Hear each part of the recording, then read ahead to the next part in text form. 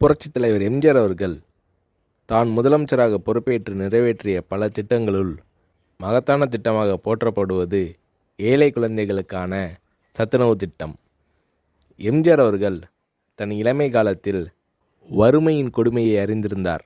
எனவே தான் முதலமைச்சரான பின் பள்ளி குழந்தைகளின் ஆரோக்கியத்தை பற்றி எம்ஜிஆர் அவர்கள் பெரிதும் அக்கறை காட்டினார்.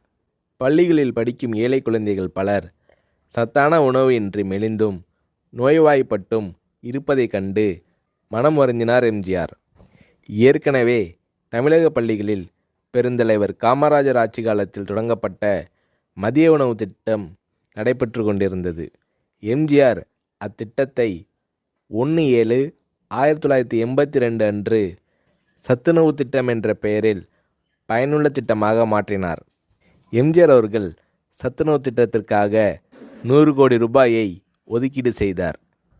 முட்டை, காய்கறிகள் அதிகம் கலந்த சத்துள்ள உணவு 5 முதல் 14 வயது வரை உள்ள குழந்தைகளுக்கு வழங்கப்பட வேண்டும் என்பதே சத்துணவு திட்டத்தின் குறிக்கோளாகும். இந்திய பொருளாதார முன்னேற்றம், தொழில் முன்னேற்றம் என்பதை விட இன்றைய குழந்தைகளின் பசியும் ஆரோக்கியமும் அவசியம் என்பதை உணர்ந்தே சத்துணவு திட்டத்தை நான் அறிமுகப்படுத்தினேன் என்று சத்துணவு திட்டம் பற்றி எளிமையாக விளக்கமளித்தார் எம்ஜிஆர். எம்ஜிஆர் அவர்கள் அறிமுகம் செய்த சத்துணவு திட்டத்தை உலகமே வியந்து பாராட்டியது. மேலை நாட்டு தலைவர்கள் மற்றும் மக்கள் தொண்டு அமைப்புகளும் இத்திட்டத்தால் ஈர்க்கப்பட்டனர்.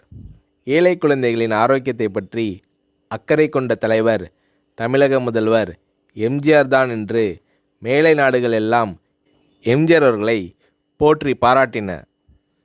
எம்ஜிஆர் அவர்கள் தான் முதலமைச்சராக பதவி வகித்த போது தீட்டிய நல்ல பல திட்டங்களால் எம்ஜிஆர் அவர்களை புரட்சித் தலைவர் என்று மக்கள் பாராட்டத் தொடங்கினர்.